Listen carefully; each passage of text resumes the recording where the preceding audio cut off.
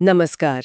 आज हम Alex Aubrey की किताब learning to love myself के कुछ ज़रूरी हिस्सों पर बात करेंगे। जी, ये किताब सेल्फ डिस्कवरी यानी आत्मखोज और खुद को स्वीकार करने के बारे में है। हाँ, और हमारा मकसद है कि इन विचारों को थोड़ा गहराई से समझें, देखें कि ये सेल्फ लव मतलब आत्म प्रेम का रास्ता कैसे दिखाते हैं। बिल्कुल। शुरुआत में ही कुछ ऐसे सवाल हैं जो शायद हम सब ने कभी ना कभी महसूस किए होंगे, जैसे क्या कभी खुद से नाराजगी हुई है? या खुद को दूसरों से कम समझना। सही। तो ये किताब इन्हीं एहसास को एड्रेस करती है। चलिए देखते हैं ऑब्रे इस सफर का पहला कदम क्या बताती है। अच्छा। तो ऐसा लगता है कि सबसे पहला और शायद सबसे जरूरी कदम वो है खुद को स्वीकारना। मतलब पूरी तरह से अपनी कमियों और कह सकते हैं खामियों के साथ। किताब में एक लाइन है, मैंने खुद को वैसे ही अपनाया जैसी मैं हूं, अधूरी, टूटी मगर सच्ची।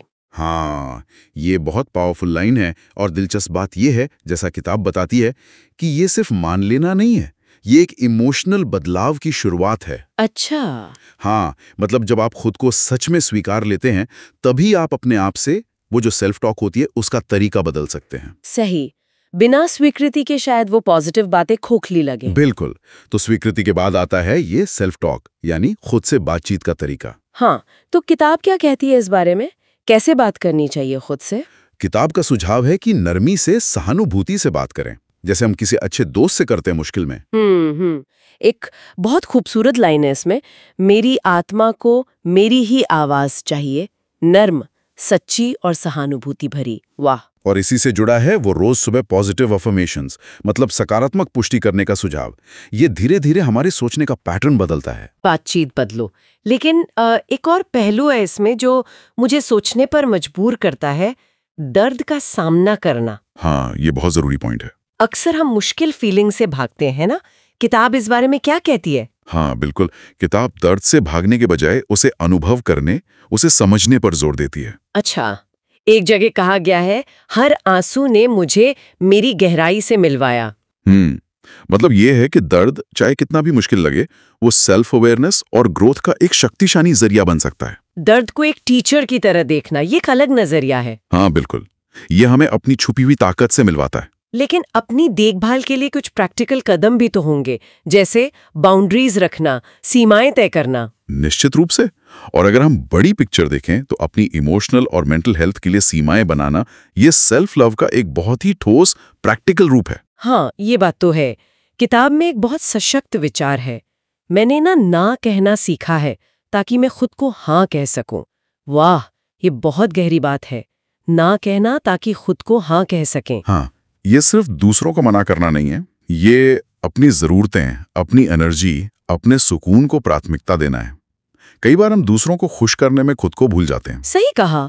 तो ये सीमाएं सेल्फ रिस्पेक्ट के लिए भी जरूरी हैं। बिल्कुल। अच्छा, पर जो पुरानी गलतियां होती हैं या वो जो हम खुद की आलोचना करते रहते हैं, उसका बोझ भी तो होता है। हाँ, बहुत ज्यादा। और यहीं पर माफी मतलब फॉरगिवनेस का महत्व आता है, खासतौर पर खुद को माफ करना। हम अक्सर अपने सबसे बड़े क्रिटिक होते हैं ना, है ना? किताब कहती है, मैंने खुद को वो दया दी जिसकी मुझे सबसे ज्यादा जरूरत थी। खुद पर दया करना। हाँ, ये सेल्फ कंपैशन है। ये उस भारी बोझ को उतारने जैसा है जो हमें आगे नहीं बढ़ने देता। खुद को माफ करके हम प्रेजेंट में जीने की जगह बनाते हैं। तो स्वीकृति, फिर संवाद, दर्द का सामना, सीमाएं तय करना और फिर खुद को माफ करना, ये सब मिलके कहाँ ले जाता है? क्या अंत में बिना शर्त वाला सेल्फ लव है? हाँ, किताब के अनुसार ये सारे कदम उसी तरफ ले जाते हैं, अनकंडीशनल सेल्फ लव। बिना किसी शर्त के खुद से प्यार करना। हाँ, मतलब आप जैसे हैं वैसे ही खुद को प्यार करना, बिना किसी बाहरी वैलिडेशन या उपलब्धि के। किताब का सार इसी विचार में है। मैंने आप खुद को चुन लिया है, हर सुबह, हर रात। ये एक कमिटमेंट जैसा लगता है। बिल्कुल, ये सिर्फ एक फीलिंग नहीं, एक एक्टिव चॉइस है, खुद की देखभाल और खुशी को लगातार चुनना। तो अगर हम संक्षेप में देखें, एलेक्स ऑब्रे की किताब की ये अंश सेल्फ लव की एक पूरी यात्रा का नक्शा देते हैं। हाँ, कई परतों वाली यात्रा, जिसमें खुद को जानना, समझना, अपनाना, स्वीकृति से शुरू होकर फिर दयालु संवाद, दर्द से सीखना, सीमाएं बनाना, खुद को माफ करना और आखिर में बिना शर्त खुद को प्यार करना। बिल्कुल।